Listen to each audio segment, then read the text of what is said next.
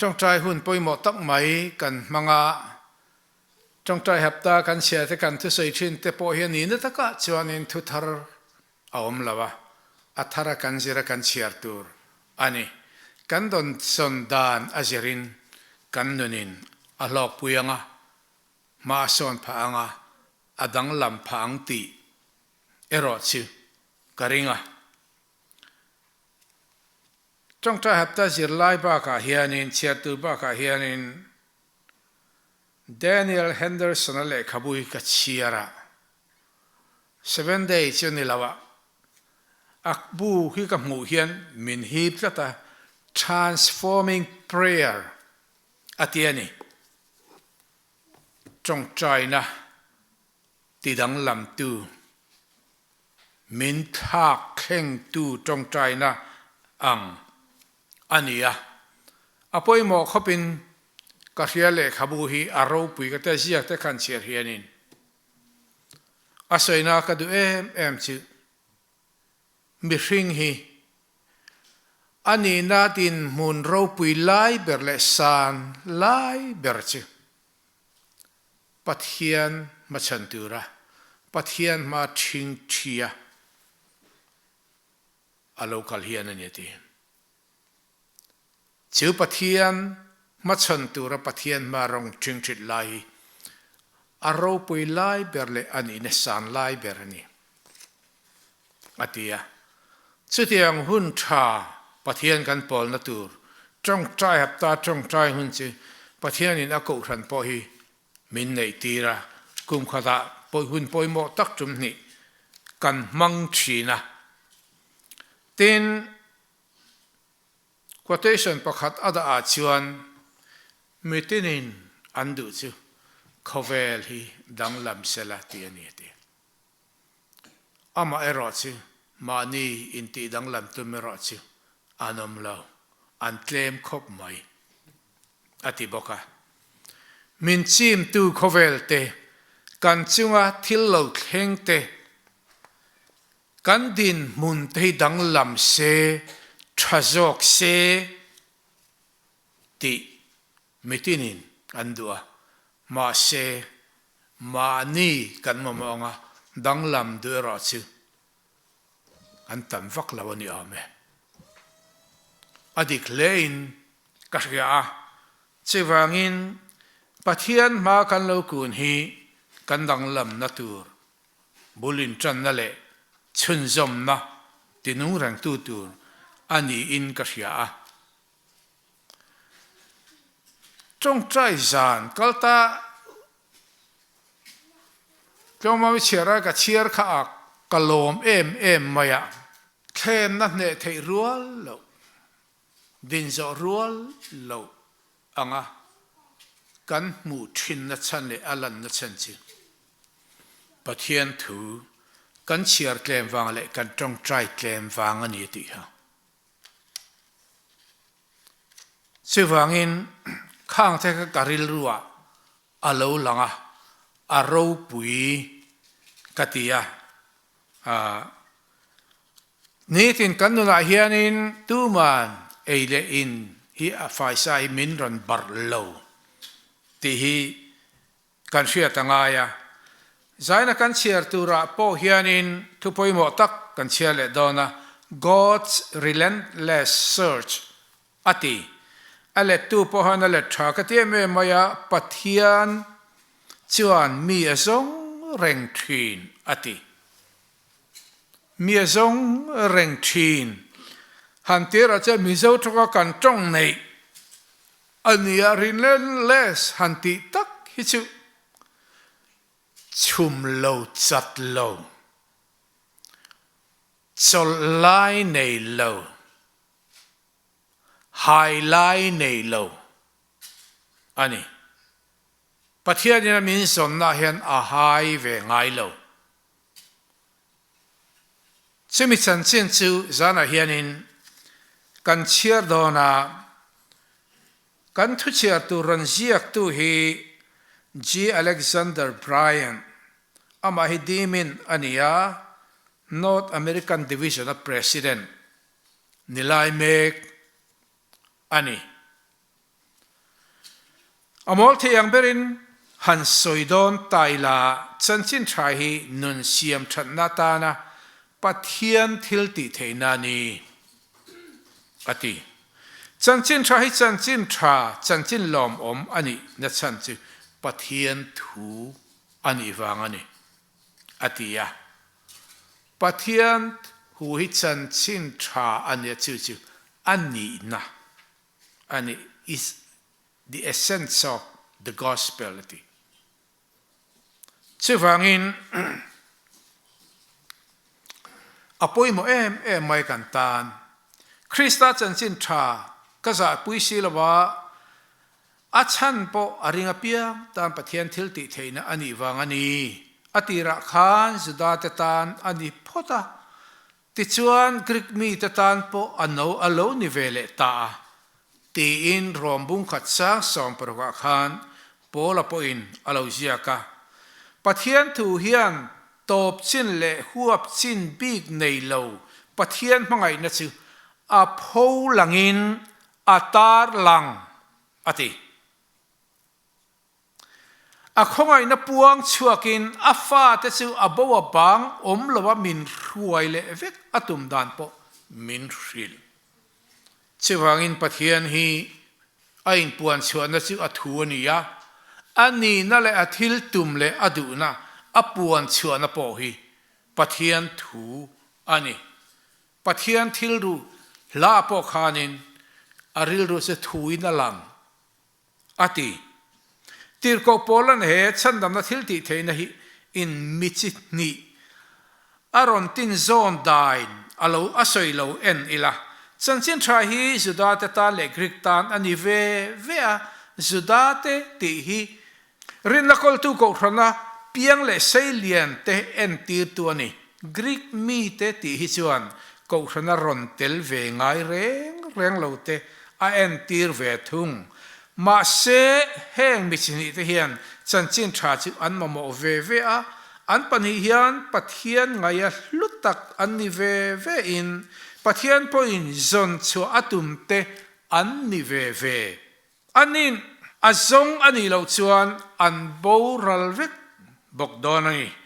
Bible thon thu ngai number le poimo ber mai chu pathian in misual te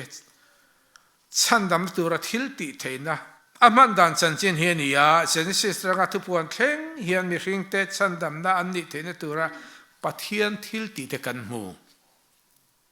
thon thil hui chi min hril ro eng tin nge min chandam na lali sua chanchin thu ti kan la sak ka aro pui katia kha thon thil hui ania nima sele achiwai theilawa a hlui theilo Bible hi nung chang siam thatna na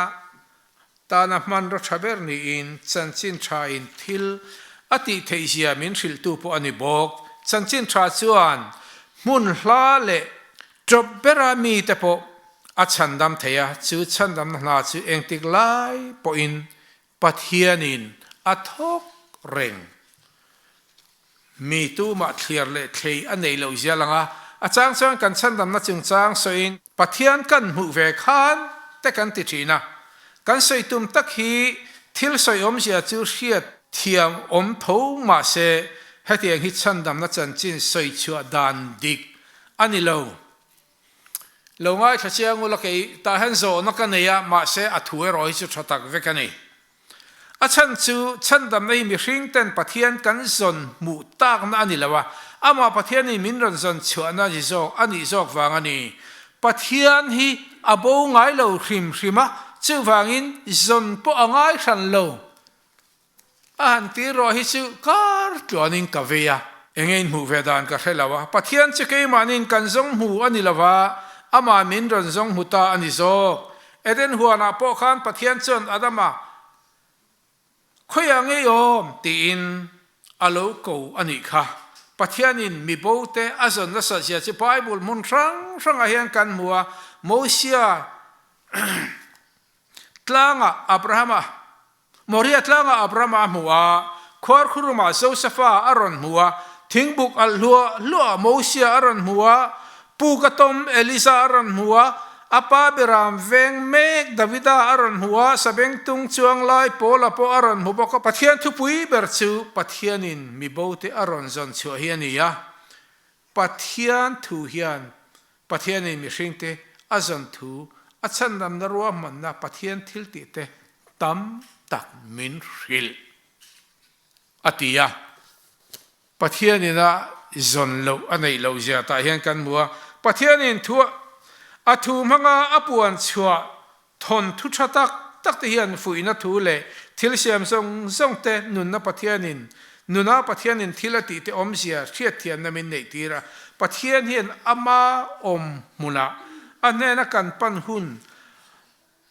lo nga ka ngai sangin a om ngot mai lawa min ron zon mu thei nan aran cha chuak zo kani lukabung som panga thu hian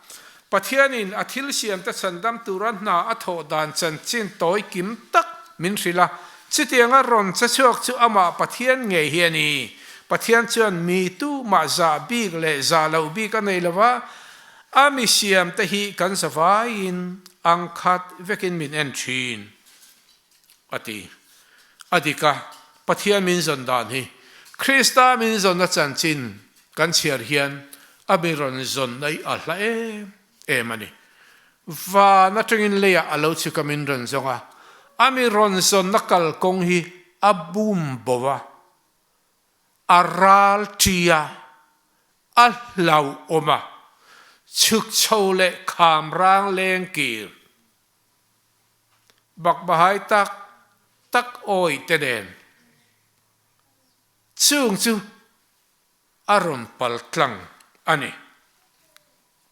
Pathianin min ron zon dan hi kan lo thathiam lo fo thinama se min zong na sa hle ani ti kan thaturani atlan na ruam han chu apui tlin theinan ma aron la a min ron zon hu theinan le chanama kanom theinan thei to a chua thin ama thang tura du thanna kan siama chan chin tha thil ti theinai na asiam tharte kan lo ni theina kong dik min hruai ke lan kir le na turin har san rang sang min to ti bok thin thil thleng sanga thlen tir tu Pathian nin ami kai hruai dan kan han soyanga ami kai hruai dan kan soyanga tia kan ziak tu hianin ama chan chin ta hian ne testament ngai nom tak mai aron seya Pathian min zon nahi kan chan lo chuanin mu thei kan nilawa chulaya tak chuanani Pathian hi azong tu kan lo ni ve ngai Pathian zon ti hi enge ni omsia hei kan hil fia atulin ka hria Pathian ka zong kan ti hian Pathian hi abawa mu tur om talo zon hun tu nisari tiawa nisaria mu lawa zon ti top zoram chanchin te kan chiara khatiang kha anilo ti kan hria da poima Pathian ka zong kan ti hian Pathian ka mamo sia kanin hria atel lawa ka om theilo sia kanin hria achan chin te kan hria mutu ni nei tu ni kan dua alam kan hoya chu Pathian kan zonani a nen kan pana chu Pathian zong tiam siani a nen a kanin hlana kan tong traya a ma kan lo kuna chu Pathian zong tiam sia ania zirlai sabaskula hian achiang min ka hria min Pathian hi azon ve miao lo chuan Pathian tan zon mu thei anilo iswa kha kalna pianga arong bolna pianga zui tu mi chin hi anom kan ti khasir laya tu tenge ama zong ti mi pui le asir ti te anung suya atne na ta mu nei nidu ama nei du ama ngai ama chak na ne nama achin hi na ro chu akal na piangan suya an he theina turin ati siwal an hria thein turin asoi siwal an hria thein turin achunga kut an thlaka anti boral theina turin zong tu chini te singa khan tu ten nge Pathian kamuta chuwangin azong tu kan he poema ama ero chuste tega Pathian kan zonna chuan ke mani rem ruana le ruam man ringot chuan a theilawa min zongani Pathian hian chu kan hriati apoimo Krista min zonna le Pathian he chandam na ruam man ro pui jai amutu ten an hrechin achan chin an loma mu zual de an chak chin hriat tam deuh an chak thina kan zirlai ron siak tu hi Pathianin azon dan ron soi moi katia Pathianin min kai thuai dan ka soyanga man deuh tok han Adventist Coalition member then khat chu kan venga localin Bible study nei pui tur an le lo an ron thli thlaya chimi tum chuan ke ni chuang kwa chi kan lo lawa kan then nu chia kha a oma pichon sita ina chuan an luta kan lo wangin pichon chi khanin kan ming kha alo peve ati ama pichon chi kha chuanin khatia local ta kha 7 day an ni ti an thiat khan Bible study nei kha adu le lawa a cancel le a 7 day an ni ti khamin shila ma sen local khan kapa te chuanin kan du alom ti in kan ina chuanin Bible study min nei tir ta ti Pathian Thu kan han zir chu kan chung kwa chu kan lom maya sabat ni hi chol ni ti thu te Bible atagin min an thil fi chu kan chung kwa na kan la hriat ngai lo thilane mak kan tia nima sela ke ma chon har san thatam takomati khati lai khanin zirlai kalania football ka khela basketball ka khela baseball ka khel boka professionally ka thil tumpo ania thei patop ka chua kanin khel hun poimo ni berkha sabat ni adewangin katan chuan sabat ni a in khel lo kha ka ngai ngam lawa harsa katia kum som pali chau kalania high school kaloma khatianga sport sang kati kha ka hlim dale kanuam ti ber ania han kalsan mai chu ka huam lawa Sunday ni ya khel khathul kadu lawati tisuanin thil maktak mai kan chung ko chuna khenga kanu le kapa chuanin kan omna apan mena oman ni chung ko pakwa omna muna tangkhan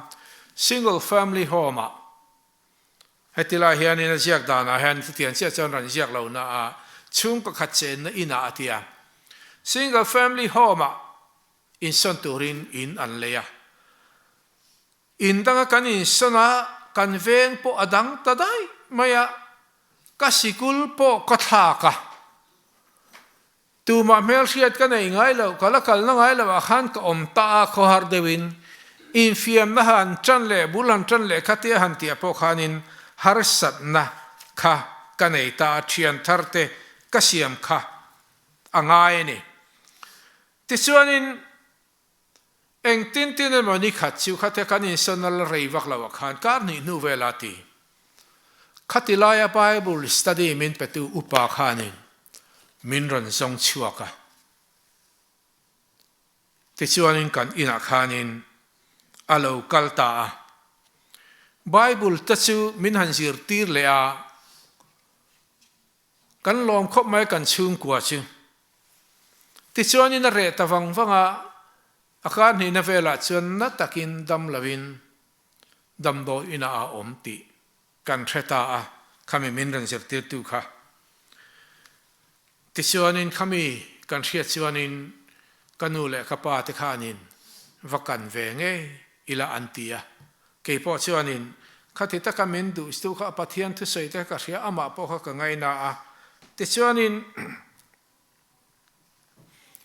cần vào Zawng chuộc ta thì Adam lâu khát thì cần vào cần chịu lâu cha Adam đó chuộc mấy thầy điều đình muốn lâu điên khát thì không mà một lại khăn thil bạc khát mình ti sắc thêm can you do me a favor mình ti thầy anh nghe ni idu cái ti sắc cái ti tui nấu khát mình sửa rõ thì em mà ấy tui mình lắc sắc rõ mình ti tu ra mình tir tu ra cái ngay không ai ta kinh tuân sabat ni hiền iron in com theyem mình ti ta thut mayati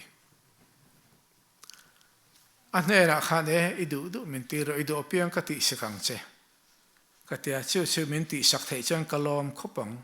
ati atana cái ti tu ra mình ti vangin ô cái lâu ti to xia ai hành tỷ lệ khác à thầy tôi cả rồi thầy cái này không đòn dia cái thế cái rìu rú chân cái thế khop mấy mà sẽ cái tỷ sẽ càng sẽ cái tỷ to vàng khan cần vậy không ta câu khăn khăn lâu phèn em mình lâu welcome cho em mấy anh đi là khá veng thar ở mình nhé mình lâu mà ngày em mình lâu ngày na cái đồ lệ khá pa po khăn kalzel khăn đủ ta thế cho nên mặc tắc main baptisma cái chẳng ta đi kanu na Pathian Mizo dan hi amak katia tlangwal in fiam na lamah malak tum tleirol high school zirlai kania kan omlo kan venga ko than an lo kala ka ming pichon sikha lo pek tu ka Pathian ania thế cho nên kan ming an pek awanga kan na Bible study min petura ron tu po ka Pathian ani nima sala rin lo takin kan mun kan thla ka khatamin ron kan le tu min ron zong chuak tu po ka Pathian ania kan upa min ron kan tu dam lo po ka Pathian thil ti ania ngati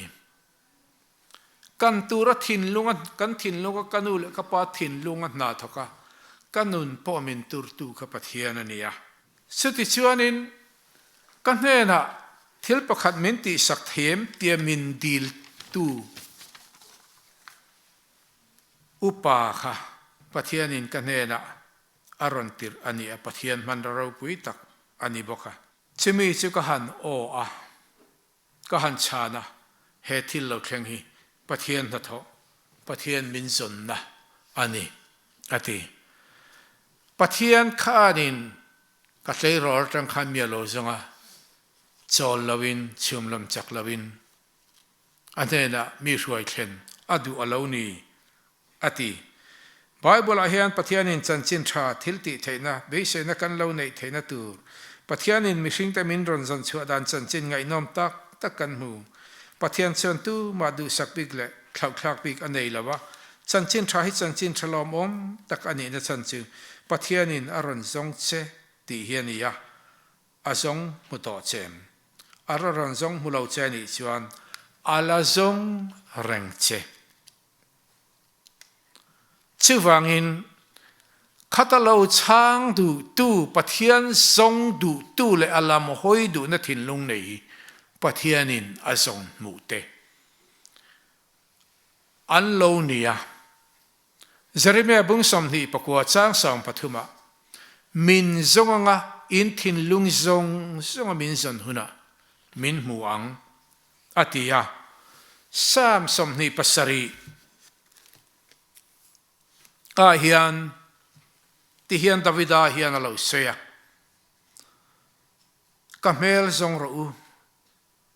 tia isoi lai khan ka thin lunga chuan ka thin lung chuan inena lalpa email ka zongang katia ati hezir lai hen Pathian kan zodlan kong chini aron zia khemi ka chiar lai ka ril ro lo lang ka lo chiar tonia a oma trong trai nei trong trai na chin ni a oma pakhat chi Pathian biak na chi baibu ka Pathian zon na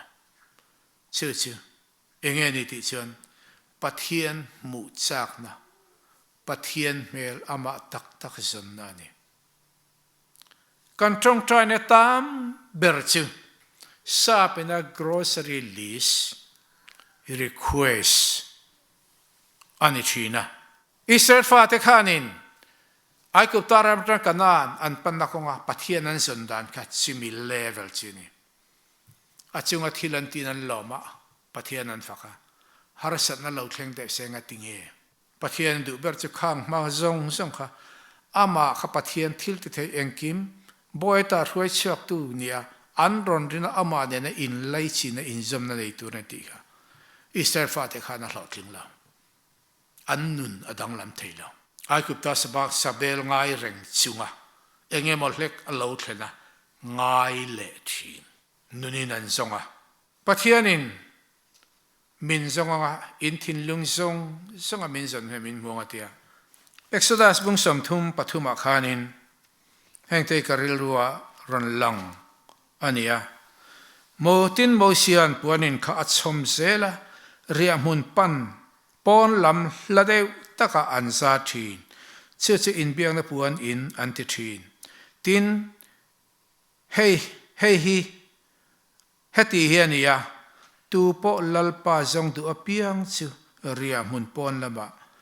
in biang na puan ina chuan an vakal thin atia kanuna hianin Pathian kan zon nai chi bai buk na ma kun na min ti dang lam tura Pathian han da Tawngtai na le in hlan na Pathian zong mutu te hi apa ngain an om theilo ti kan huwa sarmon ta po kan ngai thasing terau an om le theilo thu ta po kan mu ni chiwang sana ke ni po in common Tawngtai Hapta kan manga kan Tawngtai na hi Pathian chi bai kan bu na ni se ama kan lo ku nai an ne na kan in hlan na ni se ama kan ngai wang kan mu chak wang kan du wang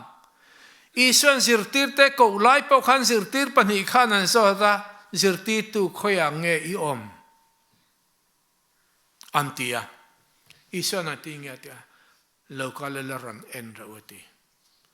amun chu asai lo khoya nge om ti hasai lo ti chon atne ne khamini khan ni le nginan amati tlat abula om nuam anti an tha amuanga an lima tin tirkaute khan katke tholo maya peterate zohanate kha sakhar huai tu tele zirti tu kha dan puwa mak anti an thil ti theizia thil mak anti te sangaman tu mimol mai le khathiam lo an ni tian ria nima selenge ne ti isuan nen an om to isuan min zon hian min zong seklian ni leina anena kan om na turin he khovela chatua na na kan nam theine tura mi ti danglam mi siam that kan nu na lo chen anun mi nei ti ani abizon zan kan ria zana kan thil chia ziak tu azon dan po kan mo azong mufu khom mai ani lomi division president ani dai Pathian in me zana mi mu hian om mai turin min zong lawa dong da takachetla turin min zong la kasoi kham hana po Pathian hian ni min chandam hian afadu om ni turin ani min chandam fadu om fanu du om fa padu om ni turin min chandam du om turin min chandam lo du om aten tura chandam kania du omite du omate ni turin min chandam lo ring tu na an thu thlong nun atel lo tharau dik lo chang tu te jerti nangin chiwangin kan Tawngtai Hapta Pathian zonga kanin hlan nahi apoi mo tak mai nia ka ria chi Pathian kan zanna ama kan naina alama kan hoina min tidang lam tura abula om nan zirtir te am khan hemi le khabu karon ken na chan chi conference voi khachi kan huai hotati an mani chen om na ko thana toy zo sei taila speaker lar tak kha ka zonga chung ta po chen ron khenga khatianga ron tel tura kan som te kha cholkan ni chung o turin kan soma cholkan ni chung o tura kan soma khan speaker sang khan thun soya aro pu nuam po kan ti me kan hlim em maya dang lam pha po tam tak an oma nima selangin chuta asoi ka du em mai chu nima sela chi mi chuma kan testimony ro pui ber che hian heti kan ko sanin kan han hoi heta cholkan ni chung ka tianga trong cha na hun mang ho tu ra speaker ne local te khan an testimony an soi tam ber chu cholkan ni chung isanga in ko san te na min buai pui dan le min lo dan san dan min thlen dan hi aro pui kan ti ber in tho ho dan te kan chunga in that dan te in po ruak anuam kan ti he hian hetia hi kan ko rana ti ve kan cha ka kan du ve ti in ko ran lo dong song tu te khatiang an mu soi kha atam beratiam aro pui ka ti kan Tawngtai Hapta man te hian chu khen ve se ti te karil ruwa a oma chuta sia ka te khen thoran se cha mi panau pang ka pakhat hian in fiam adu apa hi in fiam pui ta na soma apa la chuan in aha dewa lo pe vak lo le khabu chera chuan lama kaw sa khanin nuam takhana thusia ngoi lok ro kan nakin dewa ka te reilo te local zela to pa sena pa khanin achan chin bu chiar pakhara khanin map full size paper om kham huwa a chep samta chu chu pe a he me phi varem la irem dikhuna ka play puyang se tiane arin lo tang mai khan kha afa pa khanin reilo te a dik ta khana ren rem chua ka da khoma paper at amma ka tia ka fa pa hen ti ta khen geography lo thiam to monile ati hiala ifati rang ve nga tinge ti ate ka pa har hleine a paper nu a khan pa pakha thala ka ma kha pa thala kha dik takin ka da khovel chu ka da dik mai ti atong kam ka siak khera when I got the man right I got the world right chu te kin thuron ma kanin khom Tawngtai Hapta kan mang hian Kristan hen kan ran panchen I so hi kan nu na ada na dik ta ka kandang min da tiro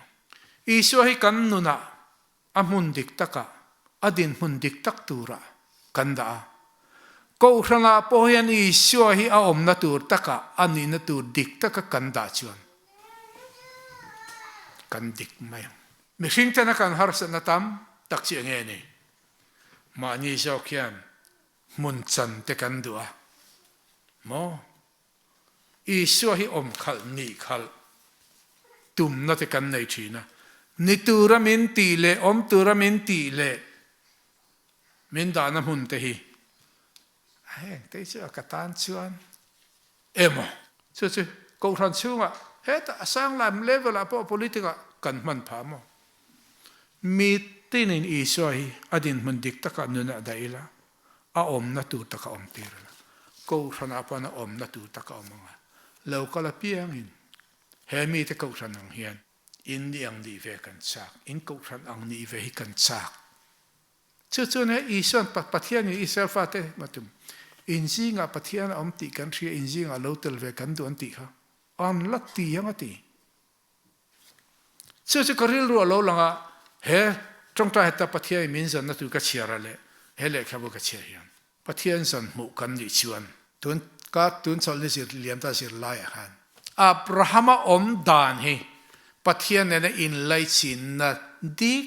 tak thatak nei tu te om dan tur ni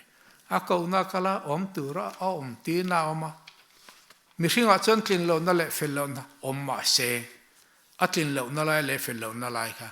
pathian in a chen pui ama khelo ta ne in puan chona ji mang lawa khatiang nun anei kha chon om dan zong han pathian na lang ta rim ale chu kat chai thei taw ni se lalpan kan za tan mal sang ba se amen